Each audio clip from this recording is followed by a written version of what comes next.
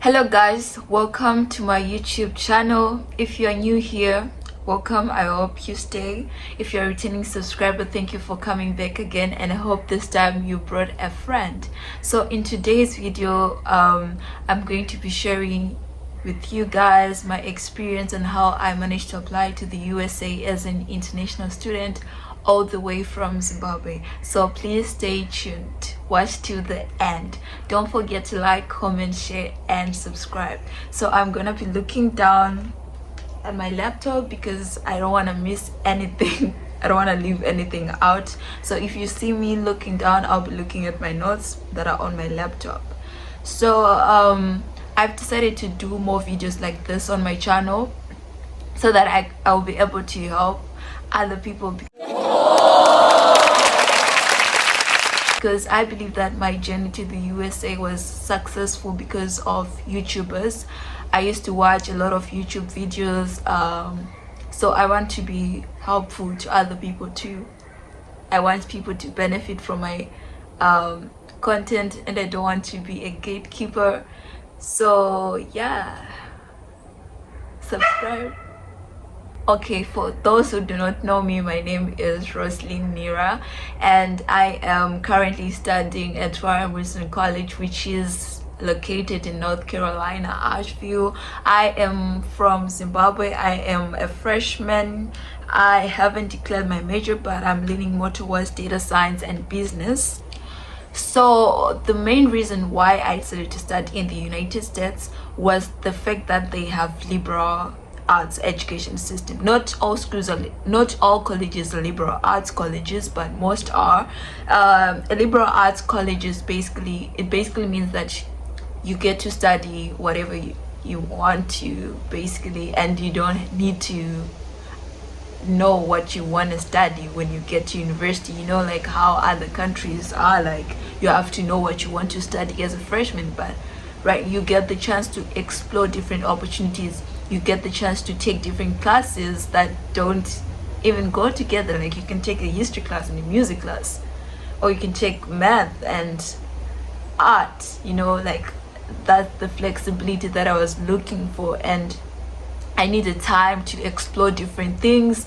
And I'm glad I did go for a liberal arts college, because I've started to discover new passions that I didn't know I had, new talents that I didn't know I had, new interests, yeah. So let's jump straight into it. So I'm just gonna be like asking myself some questions, and then I'll answer the questions, because that will make it easier for me to explain, and I believe that it makes more sense that way. So how did you discover your path? How did you first learn about opportunities to study in the United States of America? Yeah, so there's this program called the Yale Young African Scholars. I'll put the link in the description box, so make sure to check it out. It's only for African students. So this is a summer program. It's done both online and in person. So I applied for this program without knowing what it was about. Really, I just wanted to try it out, and I did, and I'm glad I did. So I'll just explain briefly what this program is about. So this program, it helps you apply to college. It's basically a mentorship program. It helps African students know about different opportunities out there. So it was when I did this program that I got to learn about different universities, because we had admission officers from different universities in the United States come and tell us more about their universities, their requirements, the opportunities that they give, the financial aid scholarships, everything. So that's how I got to know about opportunities in the United States. And the good thing about this program is that they don't only talk about the opportunities in the United States. So if you want to study somewhere else which is not the United States, then you still can do this program, because they also talk about the opportunities around the world, like the UK, Canada, Australia, Africa, anywhere around the world. They talk about the opportunities that different schools and different countries offer for African students. So the reason why I recommend this program is that it's mainly focused on African students, because sometimes it may be hard for other people to understand what we as African students need exactly, like what we go through. So these people are also Africans, not all of them, but it's great that they focus on the African students. They also have another program which is also great, which is like a sister program, which is called the Yale Young Global Scholars program, and this is not only for African students but is for everyone around the world. So you can also take part in that program. Both programs are competitive, but if you believe in yourself, you can make it. Share tips on how you research colleges that meet your interests, goals and financial needs. And then researching colleges. So I'll go back to Yale Young African Scholars. So you don't need to participate in Yale Young African Scholars to get their resources. If you visit their website, you go under resources, you'll find the resources.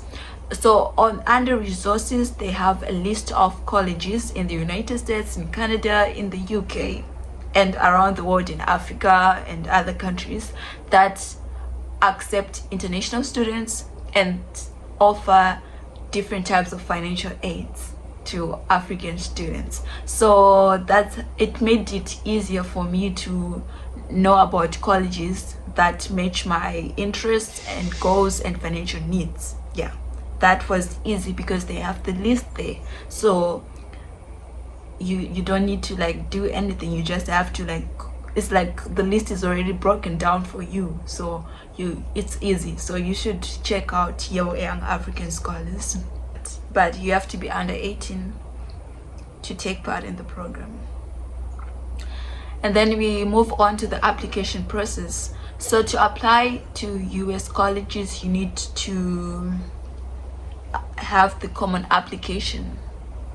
So the common application is like an application where you apply for US colleges. So the good thing about the common application is that it allows you to put everything at once, and then after you put everything, you don't need to put the same information for each college. It sends the information to all the colleges that you'll be applying to. So it allows you to apply to 20 colleges. So the information that you are going to put on the common application is going to be sent to each of those 20 colleges. So you don't need to rewrite everything. So what you put on the common application is the common application essay. There are different essays. Like, I think Americans pronounce it as essays or essay. So I get confused. So I'm gonna choose essay for now. I'm gonna say essay. Yeah, essay, I think. You sure about that? You sure about that? You sure about that? So on the common application, you put your essay. So you're given 7 different prompts, and you choose the prompt that you want to write about. You pick the prompt that you are interested in, and then if you don't like all those 7 prompts, don't worry, they allow you to write an essay of your topic of interest. Did that make sense? It makes no damn sense. Compels me though. Yeah, it made sense. I believe it made sense.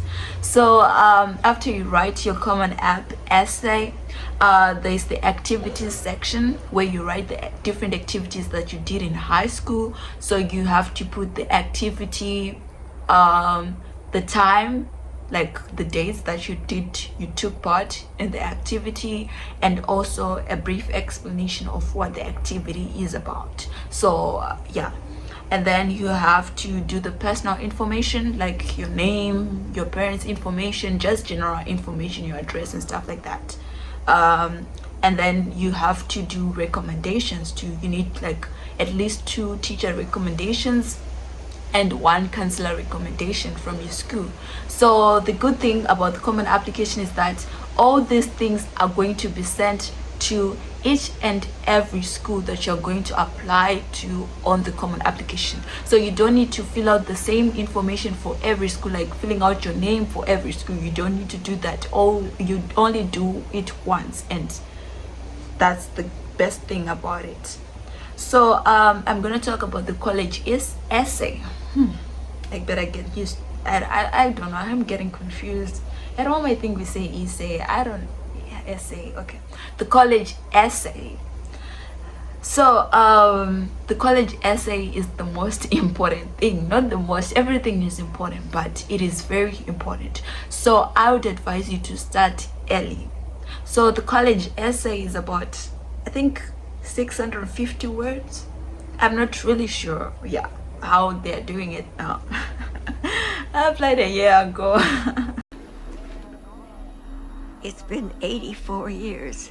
Maybe they changed, but I think it was around 650 words.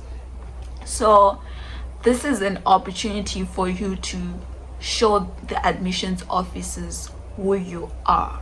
Okay, so this is the other reason why I decided to apply to the United States, because they did not only care about the grades that I had, because I was not a smart student, I was not an A student, I was just an average student. So getting the opportunity to show my strengths and tell them who I am was a big deal for me. I really loved that part, that I could tell them who I had a chance to explain who I was, and people did not like just judge me or rate me according to my grades, you know, like they wanted to know who I was besides my grades. And that is what I loved about this whole application process. And you could talk about anything. You can talk about anything in your college essay. So you just have to be true to yourself. You have to start early. No topic is perfect. Talk about anything. Talk about what you're passionate about. Talk about anything you want, you know. Yeah, so this is a chance for you to tell the admissions officer who you are. So this application process is like let me use an example. It's like you are a criminal, right, and your admissions officer is your lawyer. So the information that you're gonna put in the application is gonna help your lawyer stand for you in the court. So that's what it basically is. Your admissions officer is your lawyer. So your admissions officer wants to know everything about you so that he or she can fight for you in the court and win your case. And you want to win your case, okay? Yeah, and then if you want to know what I wrote about in my college essay, you can comment down below and I'll do a video about it, and I'll explain everything, and I'll also read my college essay to you guys if you want. But I want it now! And then you also need recommendation letters. Recommendations letters are also very important. You're allowing other people to tell the admissions officers who you are. So you might want to make sure that you select teachers that you're close to, teachers that like you, and teachers that teach you in subjects that you do well. Yeah, you need a minimum of 2 recommendations and 1 from your college counselor. So you might want to be in good books with these people. Yeah. Yeah. And then the most important thing for people like me who have no money, the financial aid applications. Yeah, most people like want to study abroad but can't afford it. So the other good thing about the United States is that they have a lot of opportunities for students like me. They have a lot of scholarships, financial aid, and everything. So I am gonna do a video about the financial aid application process, the finance, everything you need to know about the finances, everything. I'll do a video, so you need to subscribe and click on the notification button so that you don't miss out. So I'm just gonna do a brief explanation right now about the financial aid processes. So like we have the CSS profile that you can use to apply for financial aid to the schools that you want. Most of the schools make you pay to submit the CSS profile, but you can request for codes from the schools. That's what I did. I wrote emails asking for codes. So sometimes if they don't have codes for the CSS profile, they make you use the International Student Financial Aid application, which is different but serves the same purpose. Yeah, so that is the brief explanation. So that is what you use to apply for financial aid. So on these applications you fill out your financial needs. Your financial thing is like how much you earn a year, how much you might be able to pay, and like they just want to know like where you are and how much you need, how much money you need. So it helps them decide how much scholarship. Oh my God! Wow! How much scholarships they can give you. So the CSS profile is just you filling out your personal information, how much you earn a year, how much your parents earn, and stuff like that. Basically stuff like that.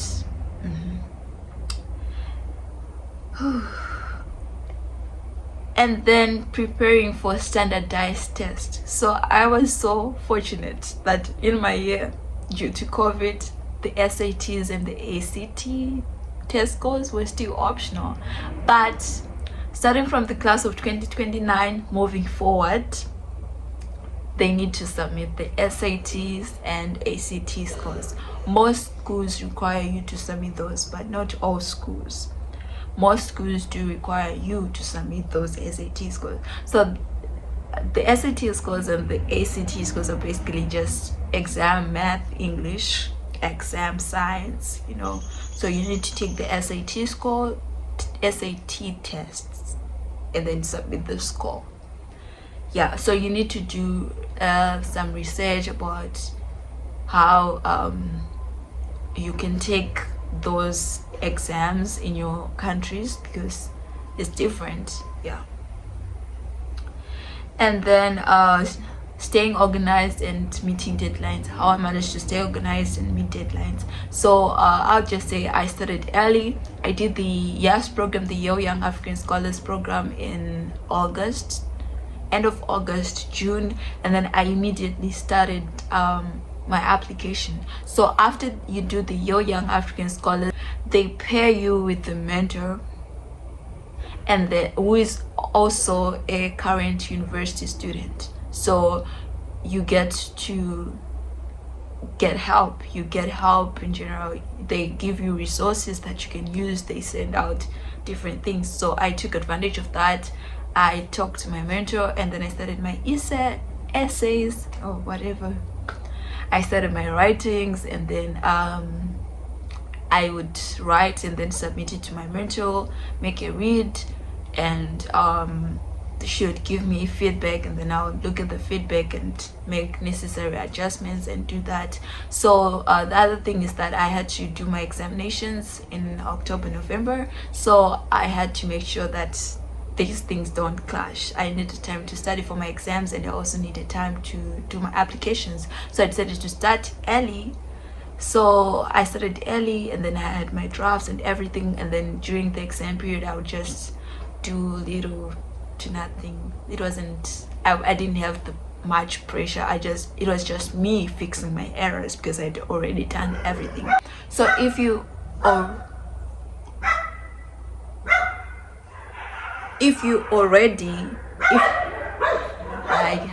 hi.